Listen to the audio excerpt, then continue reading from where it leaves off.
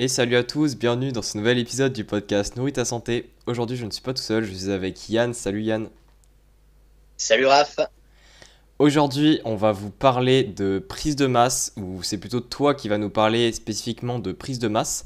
Et juste avant de démarrer directement dans le sujet, de démarrer vraiment les questions, je voudrais que tu te présentes assez rapidement pour qu'on puisse savoir un petit peu qui tu es. Ouais, ok. Et tout d'abord, avant de passer un peu à ma présentation, je souhaite te remercier de l'invitation. Ça fait plaisir. Avec Ça plaisir. fait plaisir. Donc, du coup, pour me présenter sommairement, donc du coup, je m'appelle Yann. Je fais du coaching en ligne depuis quelques petits temps. Je suis en train on va dire, de développer de plus en plus mon activité. Puis, un peu comme toi, je suis quelqu'un qui aime énormément apprendre, un gros mordu d'apprentissage. Donc, et je trouve que ce point-là, c'est hyper important Ouais. pour pouvoir rester à la page. Donc voilà, remise en question et apprentissage nécessaire, on va dire, c'est ce qui me caractérise le plus. Et, euh, et puis voilà, sinon rien de particulier jusqu'à maintenant. Disons que avant je n'étais pas dans ce domaine-là, je viens plutôt du milieu industriel et depuis plusieurs années je me suis tourné de plus en plus vers ce milieu-là, on va dire. Ok, bah écoute, super intéressant. Et du coup, vu qu'aujourd'hui tu vas nous parler de prise de masse, la première question, on va commencer tout doux. C'était déjà, est-ce que tu pourrais nous expliquer qu'est-ce que c'est qu'une prise de masse? Et notamment peut-être nous parler aussi en même temps, quand tu vas nous définir, parce que je pense que les deux vont apparaître en même temps, nous expliquer qu'est-ce que c'est que la différence entre une prise de masse et une prise de masse sèche, parce que c'est des fois un terme qu'on voit sur les réseaux. Ouais, ok. Écoute, nickel. Alors déjà, on va parler de la prise de masse en elle-même. Ouais, Donc pour moi, on pourrait donner deux sens à la prise de masse. Je vais donner, j'aime bien situer le contexte, donc là, je vais faire exprès. hum, Admettons, il y a une personne qui est assez fine et qui a besoin de prendre du poids. Donc là, cette personne va faire un surplus calorique, ouais, donc va commencer par entre guillemets, un gros surplus calorique, peu importe si elle doit prendre du gras ou pas.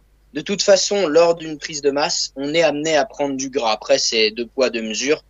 Il y a un moment donné où on va faire plus de gras que de viande. Donc voilà.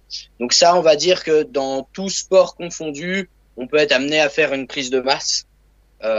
Mais on retrouve surtout ce terme chez les pratiquants de musculation, justement. Et, euh, et du coup, la prise de masse, ça s'apparente à un surplus calorique dans tous les cas. Donc voilà. Après, pour rebondir sur ce que tu disais par rapport à la prise de masse sèche, bien que j'aime pas trop ce terme-là, ouais, moi non il y plus. a prise de voilà, ça tombe bien. Il y a prise de masse et prise de masse, ce qu'on appelle grossièrement le bulking.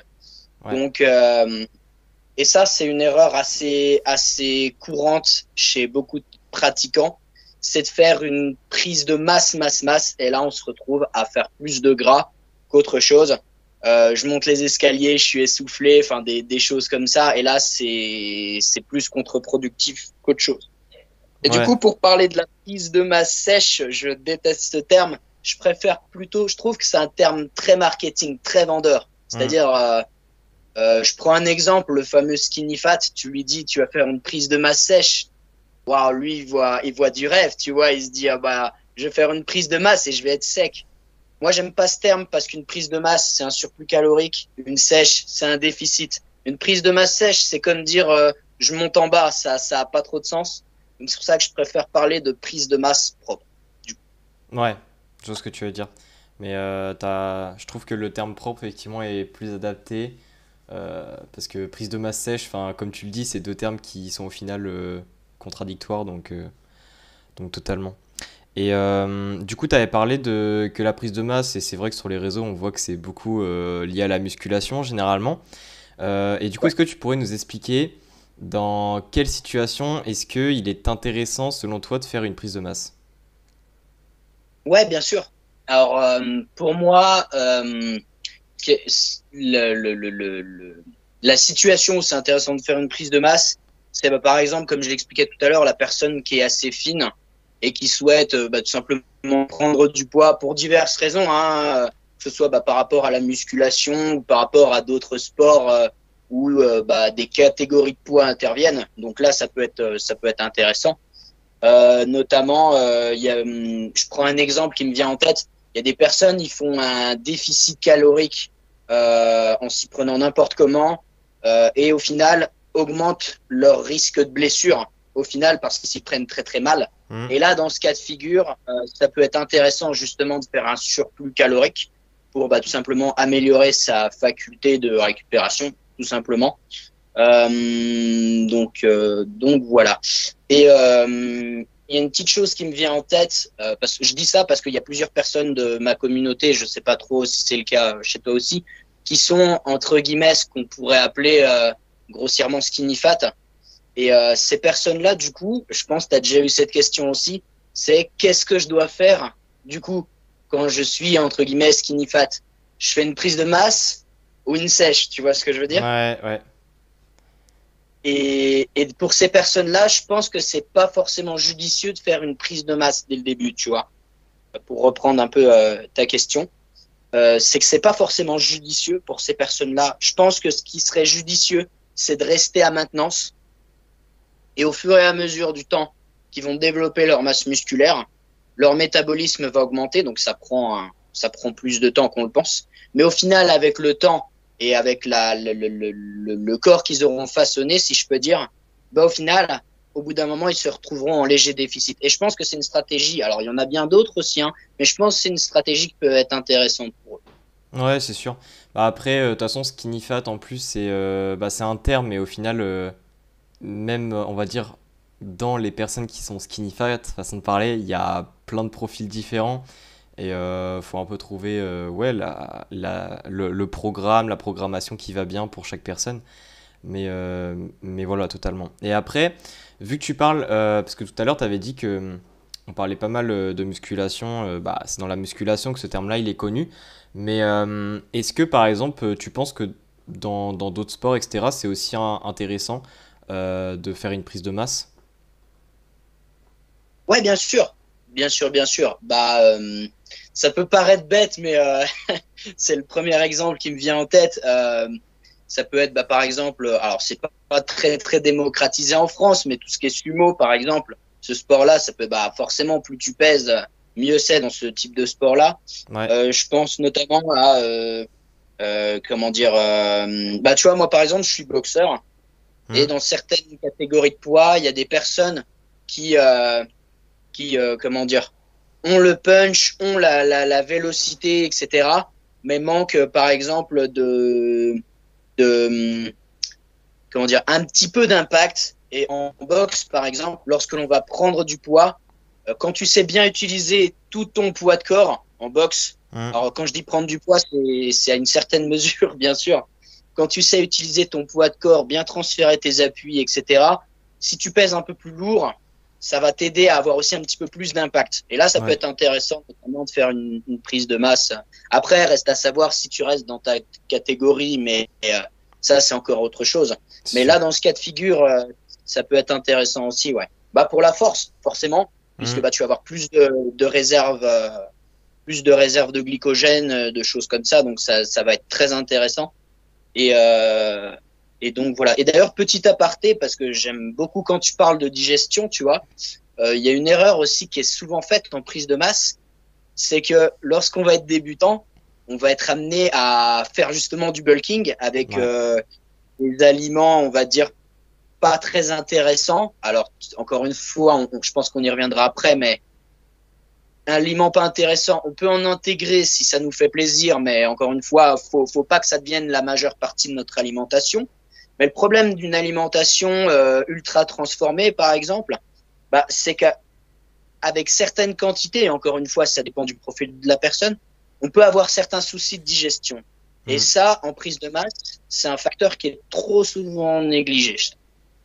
Ouais, bah notamment que en prise de masse, enfin tu vois, en prise de masse, c'est un peu là où aussi, par exemple, dans tout ce qui est sport de force, où on en profite vraiment pour taffer ses perfs parce que c'est rare qu'on ait moins d'énergie en prise de masse, hein. C'est souvent là où on déborde un peu d'énergie, etc. Et, euh, et du coup, le fait de mettre sa digestion un peu en galère, ça fait que forcément ça va impacter notre capacité à faire de bonnes perfs et au final c'est un peu contre-productif. Donc je pense que c'est intéressant effectivement que tu aies détaillé ce point-là. Effectivement. Donc, Ouais, bah merci, mais ouais, c'est vrai que c'est un point trop souvent négligé. Et je le mentionne parce que je sais que moi, ça a été une erreur que j'ai longtemps faite et que des personnes, justement, peut-être qui te suivent, je sais pas, mais en tout cas, des personnes qui me suivent ont tendance à faire cette erreur-là aussi, ouais.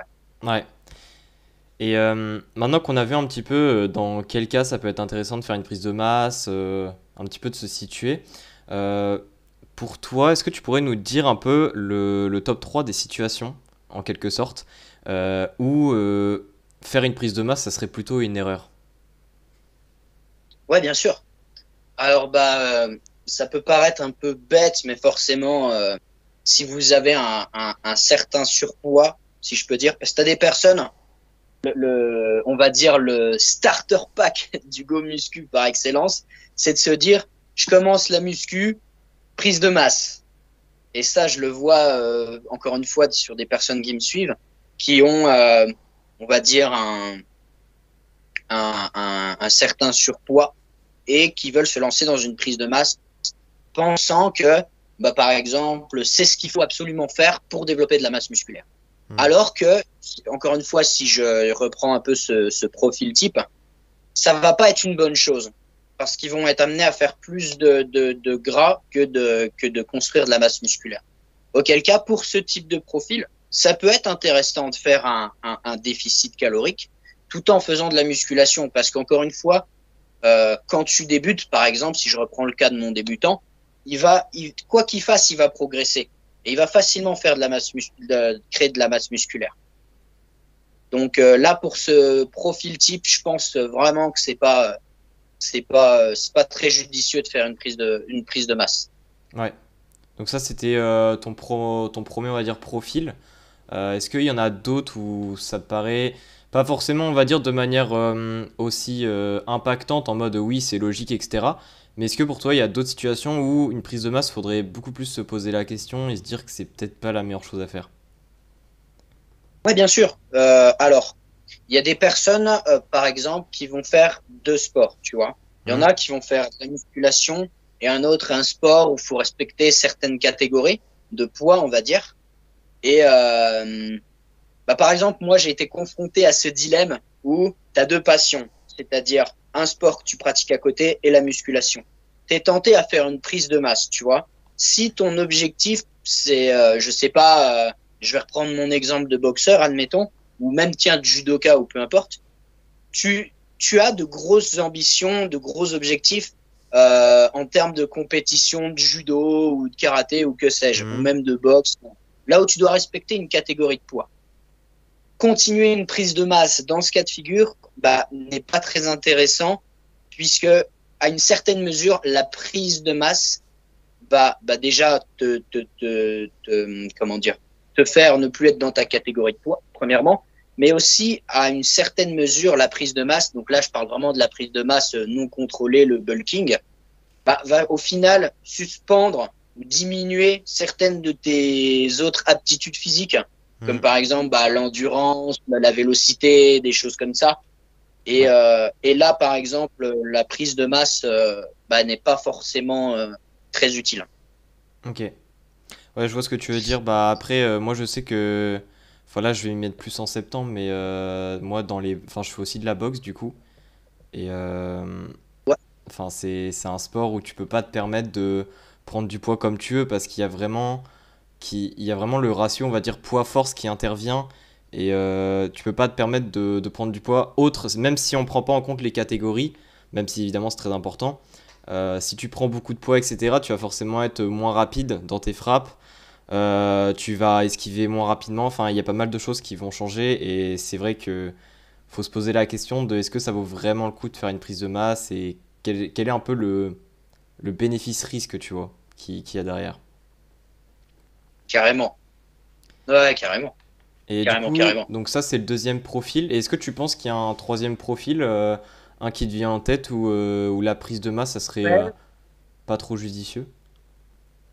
ouais, j'en ai un en tête qui me vient. Alors là, je pense que c'est pour les personnes qui souffrent de TCA. Ouais. Là, je pense que pour certains profils, démarrer une prise de masse n'est pas très judicieux et peut justement faire des compulsions alimentaires pour certains profils types. Et là, c'est pas très intéressant et vaut mieux travailler dans ce cas de figure sur ce qui déclenche les crises et chercher à les diminuer par certaines manières, plutôt que se dire ok, là je veux faire une prise de masse. Parce qu'il y a des personnes qui sont atteintes de TCA et qui veulent aussi faire du muscle. Alors après, il faut remettre aussi en contexte. Et je pense que chaque personne, c'est un peu une poupée russe, tu vois. C'est le gros de la poupée, c'est ce qui elle est, etc. T'enlèves le gros de la poupée, tu retrouves une poupée de moyenne taille. Alors ça, c'est son passé sportif. T'enlèves cette poupée-là, hop. Ensuite, ce que t'as en dessous, bah t'as éventuellement peut-être des carences, des problèmes de digestion, des choses comme ça. Donc je pense que vraiment, c'est pour ça que je remets souvent du contexte dans ce que je dis. Et je pense que vraiment une personne qui est atteinte de TCA et qui souhaite développer de la masse musculaire, je pense que l'erreur à ne pas faire justement, c'est de faire une prise de masse à ce moment-là et justement travailler sur ce qui déclenche les compulsions alimentaires en premier lieu avant de chercher à tout prix à faire une prise de masse. Ouais, totalement. Bah, surtout que les prises de masse, généralement, après, ça dépend de la manière dont on l'a fait, mais généralement, on utilise, du moins au début, pour un peu se connaître, etc., l'outil des calories, de tout traquer. Et généralement, les TCA, c'est un petit peu lié à ça. Et c'est souvent que quand on a des TCA, il faut aussi réussir un peu à... Il y a forcément souvent un travail de se détacher un peu des calories. Après, tout dépend du profil. Mais c'est sûr que le fait de faire une prise de masse, un peu de rester dans cette idée-là, ça va pas aider. Et puis, il faut encore une fois voir l'ordre des priorités. Dans le sens que entre construire du muscle pour se faire plaisir, etc., façon de parler, et vraiment soigner sa TCA, parce que TCA c'est quand même une maladie en soi, bah évidemment à choisir en termes de priorité, c'est les TCA qu'il faut prendre vraiment au sérieux directement. Donc je pense effectivement que c'est un bon troisième profil que tu viens de dire. Et Merci. je sais pas si tu avais un dernier truc à rajouter ou pas concernant cette question. Non, non, non, non, non, du tout, Ok, du ok, tout. ok. Mais Non, juste, mais je sais pas, on sait jamais, hein. on va Ok. dire. Et du coup, maintenant qu'on a vu un petit peu les différents cas où il faudrait, enfin, où ça serait peut-être judicieux, où il faudrait pas différentes choses, est-ce que tu pourrais concrètement plus nous parler d'une question que beaucoup de personnes se posent, c'est qu'est-ce qu'il faut manger en fait pendant une prise de masse? Et est-ce qu'il y a, on va dire, certains aliments en particulier à privilégier ou pas? Alors j'aime beaucoup ta question parce que je pense que tu vas me rejoindre là-dessus. Il y a des personnes, que ce soit en prise de masse ou en sèche, qui vont diaboliser des aliments. Hmm. Et on se retrouve avec des conseils sur les réseaux où on voit pour ta perte de poids, par exemple, ou pour ta prise de masse, évite ces aliments. Mais moi, j'ai envie de dire une chose à ces personnes-là, c'est ok, t'as tes objectifs, mais t'as aussi l'adhérence à ta nutrition, l'adhérence à ce que tu fais. Et c'est tout à fait possible d'effectuer un déficit ou une prise de masse à partir du moment où ça rentre dans ton total calorique, d'intégrer des aliments qui te font plaisir. Alors encore une fois, c'est à juste mesure. Tu vas pas te retrouver à manger Burger King tous les jours non plus. Là, d'un point de vue santé, c'est pas intéressant du tout. Mais techniquement, je sais pas si tiens, un Kinder Bueno 3 fois par semaine, bah ça te fait vraiment plaisir et ça t'aide à tenir psychologiquement. Je dis n'importe quoi, c'est un exemple. Mais pourquoi refuser cela si encore une fois la personne a son total calorique lui permettant d'être à son objectif, tu vois, et d'avoir à côté 3/4 de son alimentation qui est composée d'aliments intéressants pour la santé, riches en micronutriments, tu vois. Hmm. Et je pense que c'est important de se détacher du quel aliment est fait maigrir, quel aliment fait grossir, puisqu'en soi, la finalité, c'est la balance calorique. Et encore une fois, il y a des personnes qui ont besoin de se faire de temps en temps plaisir pour adhérer à ce qu'ils font et à les aider à tenir psychologiquement. C'est ça.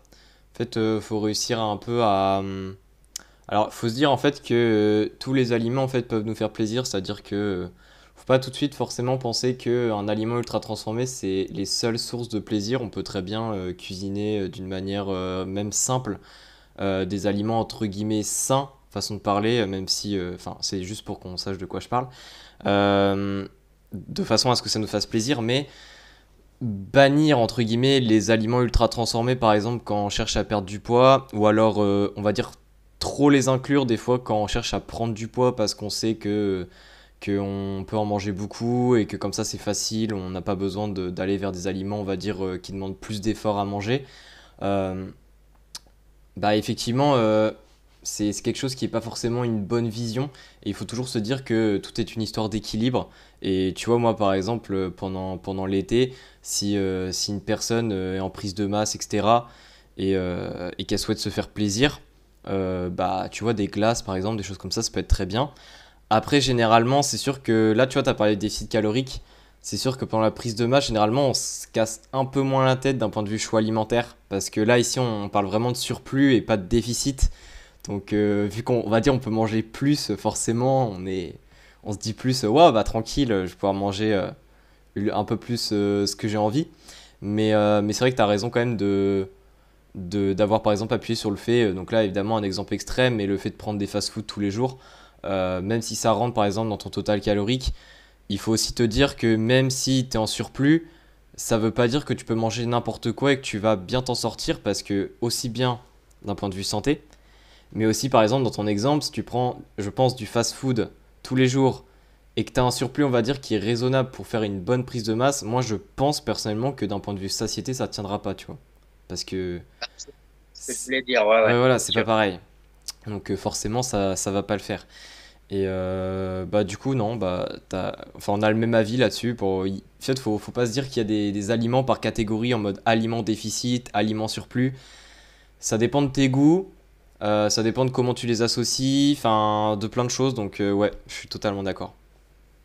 Tout à fait, ouais. Et si je peux me permettre de rajouter un petit truc, Ouais. si jamais on n'a pas été assez précis pour ceux qui nous écoutent, pour illustrer ce qu'on dit, par exemple, si tu fais une prise de masse, si tu te mets à manger, je donne un exemple très flagrant, mais si 80% de ton alimentation c'est des légumes, ça va être très compliqué parce que bah tu vas avoir du coup une forte satiété, si je peux dire vulgairement, et au final ton total calorique ne va pas beaucoup monter. Et auquel cas là, il y a des aliments qui vont permettre de vite augmenter ton total calorique sans pour autant être très vite calé, comme bah, par exemple le chocolat, Mm. des choses comme ça. Donc là, c'est intéressant. Au même titre, là, pour parler du déficit calorique, si, je sais pas, 60% de ton alimentation est composée de choses très riches en lipides, ça va être très compliqué d'un point de vue satiété et plus se tourner sur des choses qui vont être intéressantes comme des légumes, des protéines, etc. Mm. Ouais, non, mais t'as eu raison d'illustrer ça. Mais encore une fois, tout est une histoire de test déjà, de tester un peu pour voir comment on réagit, parce que même si on dit que certains aliments provoquent pas mal de satiété, il y a aussi le facteur psychologique qui joue beaucoup, donc toujours tester sur soi, voir ce qui marche, et faire les choses quand ça marche pour nous, quoi, tout simplement. Et du coup, la prochaine question que je voulais te poser, c'était euh, le top 3 des erreurs à ne pas faire quand on fait une prise de masse. Et aussi bien quand on démarre une prise de masse que quand on est vraiment en plein dedans, quoi. Ok, ok, bah super. Bah ça rejoint un petit peu ce que je disais tout à l'heure. Bah déjà l'exemple du bulking. Ouais. Ça, c'est une chose. Moi, je sais que c'est quelque chose que j'ai très longtemps faite, pardon, et bah, ça compromettait mon intégrité physique au quotidien, pas par rapport aux soucis de digestion justement, par rapport au fait de ne plus avoir aucun cardio. Donc, c'est-à-dire que je me retrouvais dans ma séance jambes, j'avais encore du jus, mais pousse, amenez-moi, amenez-moi, enfin, de quoi respirer, quoi. Mhm. C'est compliqué. Donc c'est pour ça que le bulking, je pense, c'est vraiment pas une bonne chose. Euh, c'est que c'est même une erreur lorsque l'on décide de faire une prise de masse. Je pense aussi à une autre chose qui me vient en tête, c'est ne pas compter ses calories. Alors encore une fois, euh, quand tu n'as pas l'habitude de compter tes calories, vaut mieux commencer à s'y mettre. Mais à partir, comment dire, pour les personnes qui ont l'habitude de compter leurs calories, ils savent plus, ils sont, ils savent Autonome? un petit peu ce qu'ils consomment. Voilà, tu vois, ils sont plus autonomes, tout à fait, ouais. Et du coup, lorsque l'on fait une prise de masse, je pense que l'erreur à ne pas faire, c'est vraiment de ne pas compter ses calories. Je vais illustrer mon exemple. Admettons, on est une personne qui consomme, qui a besoin de 3000 calories pour se maintenir. Hmm. Si elle est à 3200 calories et qu'elle a une bonne condition encore, que les muscles encore bien visibles, etc., des veines encore apparentes, etc., bah, elle ne le saura pas en fait. Lorsqu'elle refera une prochaine prise de masse, elle ne le saura pas à partir de combien de calories elle est en surplus calorique tout en gardant une bonne shape. Tu vois ce que je veux dire? Hmm. Et je pense que ce serait une erreur de faire une prise de masse sans compter ses calories parce que ça revient déjà à mon premier exemple. C'est qu'on aurait plus tendance à faire un bulking sans s'en rendre compte. Et deuxièmement, on n'a pas de trace de ce qui nous permet d'avoir entre guillemets, un bon physique à partir d'un certain total calorique. Tu vois ce que je veux dire? Ouais, je vois. Et là, du coup, tu parles plus pour les personnes, on va dire, qui débutent vraiment et qui, notamment, se lancent dans leur première prise de masse, en particulier. Ouais, ouais, complètement, ouais. Ok. Complètement. Parce que, du coup, au fur et à mesure du temps, quand ils vont refaire des prises de masse, ils n'auront pas de traces de ce qu'ils ont fait, tu vois. Et si à 3500 calories, ils ont encore une bonne condition physique alors qu'ils se maintiennent à 3000, eh ben, ils ne le sauront pas, en fait. Tu vois? Hmm. Et c'est assez problématique, je trouve.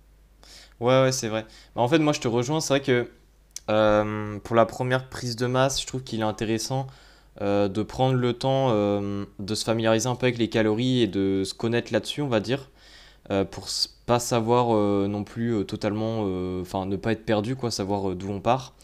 Après, voilà, en fonction de chacun, je trouve que des fois, même 2 3 mois pour compter ses calories, ça suffit, on va dire, à suffisamment se connaître et à savoir quoi manger dans la journée, du coup, sans compter de façon à ce qu'on atteigne un certain apport. Et après, tu vois, je pense que par la suite, si vraiment, on va dire, il y a beaucoup de contraintes et tout dans les calories, le fait de compter, parce que c'est quand même ça demande quand même un peu de temps, de rigueur. Je pense effectivement que les autres prises de masse, tu vois, par exemple, si on reste quand même cohérent, et c'est-à-dire qu'on se repère sur ce qu'on mangeait avant pour atteindre un certain apport, et imaginons en maintenance, et on se dit, ok, je suis en prise de masse, du coup, je mange un peu plus. Si on a quelques bases en alimentation, on se dit, ok, par exemple, si je mange ça en plus, ça me fait, imaginons, 200 calories en plus. Là, au moins, ça nous permet de faire quelque chose quand même qui est, on va dire, précis sans non plus compter les calories. Et là, dans ce cas-ci, tu vois, par exemple, moi, je pense que c'est largement bien de faire comme ça. Mais après, c'est vrai que moi, je pense que tu parles surtout en fait de l'erreur de ne pas compter ses calories, effectivement, dans le sens, comme tu disais, d'arriver à des 1000 calories de surplus, à vraiment du bulking, quoi. Carrément, ouais, ouais, c'est exactement ça, ouais. C'est Ok. exactement ça. Après, ouais, comme tu dis, que pour les personnes qui ont plus l'habitude de compter leurs calories, ils auront une idée plus approximative de ce qu'ils consomment et ouais, ça réduit la marge d'erreur, ouais. C'est ça. Et donc, du coup, là, c'était la deuxième erreur, celle de ne pas compter ses calories. Et du coup, est-ce que tu aurais une troisième erreur à nous donner? Alors là, à la fraîche comme ça, j'en ai pas trop une qui me vienne à l'esprit comme ça. Si peut-être éventuellement bah ça rejoint un petit peu le bulking. C'est alors il y a des personnes par exemple ils n'ont pas conscience de la valeur de certains macronutriments. Donc pour Mhm. rappel, 1 gramme de glucides, ça fait 4 calories. Idem pour les protéines. Et pour les lipides, ça en fait 9. Mhm. Donc, en fait, je pense que l'erreur à ne pas faire, autre erreur à ne pas faire lorsqu'on est en prise de masse, c'est par exemple des choses un peu à la con, genre je compte pas mon chocolat, je compte pas, tu sais, l'huile d'olive dans Ah, la poêle. alors, J'ose pas, tu je pense que les deux exemples qui ont parlé le plus, c'est... alors déjà, il y a les boissons. vois. Ouais, Les boissons, pas mal de gens ont tendance à les oublier, enfin, de moi, de ce que je vois. Il y a aussi, du coup, comme tu le dis, il y a l'huile de cuisson, ou alors même l'huile qu'on ajoute sur la salade, etc. Et aussi un troisième, parce que moi, j'en consomme, parce que j'adore ça, mais je sais que les personnes ne comptent pas, c'est les sauces. aussi. Ouais, ah bah pareil. Ouais, ouais, les sauces, carrément, ouais, ouais. Donc, ouais, je vois ce que tu veux dire. C'est-à-dire, en fait, un petit peu ton erreur, ce que tu veux dire, c'est de compter, de faire l'effort de compter, mais au final, de ne pas compter des choses qui, entre guillemets, paraissent logiques, ou alors même qu'on n'y pense pas vraiment, que ça. Enfin, en fait, on sait que ça contient des calories, mais on n'y pense pas sur le moment. Et du coup, de totalement créer une grosse marge d'erreur. Je pense que c'est ça ce que tu voulais dire. Ouais, voilà, merci. Ouais, ouais, c'est exactement ça. C'est exactement ça, ouais. Parce qu'à la fin de la journée, on dirait pas, mais enfin, des fois, tu peux te retrouver avec facile 500-600 calories, quoi. Si ce n'est plus, quoi. Oui, bah les boissons, vu que c'est liquide, ça monte extrêmement vite, même si c'est pas des lipides dedans, tu vois, c'est des glucides, mais ça peut monter très vite. Après, après c'est vrai que l'huile, bah l'huile, enfin je veux dire, tu mets déjà 10 grammes d'huile, et souvent les gens, pour l'huile de cuisson, ils vont pas qu'à moitié, quoi. Du coup, même si c'est que 10 grammes, ça fait déjà presque 100 calories. Et puis bah les sauces, à part si tu mets de la sauce tomate, tu vois, il y a des sauces, sauce samouraï, des choses comme ça. Ça a beau être très bon, le machin au 100 grammes, c'est quasiment 700 calories, donc faut assumer derrière, tu vois. Mais, euh, mais ouais, je pense que c'est une bonne erreur que tu viens de citer aussi. Tout à fait. Et du coup, là, j'avais une dernière question à te poser. Ouais, C'était bah, une question, je pense que beaucoup de gens se posent et des fois, en fait, c'est bête à dire, mais il y a pas mal de gens, en se posant cette question et en n'ayant pas de réponse, du coup, ils restent un petit peu bloqués, ils continuent leur prise de masse, etc. Au fil du temps. C'est quand, en fait, on sait qu'il, entre guillemets, faut arrêter notre prise de masse. ouais, bien sûr. Alors, je vais dans un premier temps répondre à ta question et après, je vais bifurquer sur un autre starter pack du Go Muscu, si je peux me Ouais. permettre. Vas-y, déjà, je réponds à la question. C'est du coup, attends 2 secondes. Je parle, mais j'ai oublié, j'ai oublié la question. Voilà, quand faut savoir quand il faut C'est arrêter une ça. prise de masse. Alors, du coup, comme on disait tout à l'heure, à partir d'un certain moment, de toute façon, dans ta prise de masse, tu vas être amené à faire, bah, déjà à prendre de l'eau déjà, et aussi à prendre du gras, c'est inévitable. Mais à un certain stade dans ta prise de masse, tu vas être amené à faire plus de gras que de viande. Hmm. Et ça, on en rejoint au bulking. En fait, tu vas te retrouver un petit peu dans cette phase de bulking. Et là, je pense, alors, tu as deux solutions qui s'offrent à toi. C'est bah, soit d'arrêter ta prise de masse, mais je pense que si tu as envie de continuer ta prise de masse, là, ce qui peut être judicieux, justement, c'est bah, de revenir à un total calorique qui te permet de garder une bonne condition physique. Et ça rejoint ce qu'on disait tout à l'heure par rapport au fait de compter ses calories. Qu'au final, tout ce qu'on a dit se rejoint un peu. Hmm. Mais, là, ouais, l'erreur, et je dis ça parce que j'ai fait cette erreur plein de fois, c'est qu'à un certain stade dans sa prise de masse, on va être amené à faire plus de gras que de viande. Et là, justement, c'est là où il faut prendre du recul et se dire, soit je l'arrête, ou soit bah, je redescends à un total calorique où j'avais une bonne condition générale, quoi. Et est-ce qu'il y a il y a des, on va dire, des signes, on va dire, visibles, physiques, pour un petit peu, à peu près savoir quand est-ce qu'on arrive sur ce stade où on commence à prendre plus de gras que de muscles? Ouais, bien sûr. Bah déjà moi je conseille aux personnes qui font de la musculation déjà bah, de prendre des photos et de prendre leurs mensurations Ouais. et en plus bah et pas trop se fier qu'à la balance, c'est un peu traître ça aussi et c'est vrai Hmm. que t'en parles aussi. Mais justement quand tu fais un check-up de tes mensurations etc. Si tu vois bah, par exemple que bah je sais pas ton tour de poitrine a bougé etc. Et que bah tu vois par exemple que je sais pas, certaines mensurations n'ont pas bougé et que ton tour de taille a pris, je sais pas, je dis n'importe quoi, plus, allez, je vais donner un gros exemple assez frappant, 5 centimètres, alors que bah, par exemple, t'as pas pris d'abdos, t'as pas pris de moyens fessiers, etc.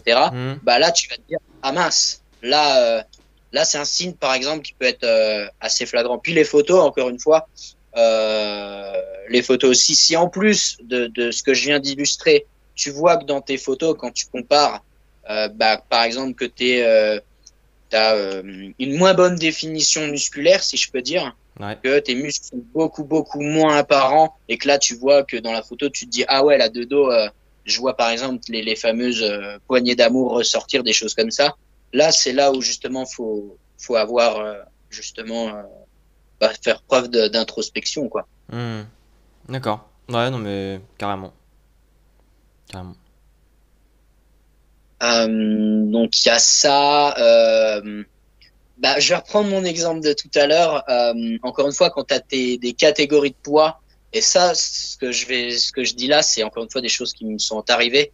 C'est que en compétition, par exemple, j'étais content, le poids de la balance, il commençait à me satisfaire de plus en plus. Euh, Par exemple, en compétition, je voyais que au bout du premier round, j'étais complètement mort en fait, Ouais. et que l'adversaire en face, il allait super bien quoi. Et c'est assez problématique. Donc ça rejoint un petit peu ce que je disais tout à l'heure, c'est que si vous faites deux sports, qui est la musculation et un sport où vous avez une catégorie de poids ou même pas forcément, par exemple, si vous êtes dans un sport collectif et que votre rôle, c'est d'être à l'attaque, d'être attaquant tout simplement, là, ça peut être problématique puisque ça peut justement vous faire perdre en cardio tout simplement. Hmm. Et là, Totalement. justement, c'est là où faut encore une fois se dire, soit je rediminue les calories en restant en prise de masse, mais en ayant une bonne condition physique. Donc là, encore une fois, il a fallu compter ses calories avant, ou soit se dire, là, j'arrête. Ouais. Ouais, non, mais je pense que t'as à peu près tout dit et je sais pas si t'avais peut-être des dernières remarques à ajouter ou pas. Là, qui me vient à l'esprit comme ça, pas spécialement.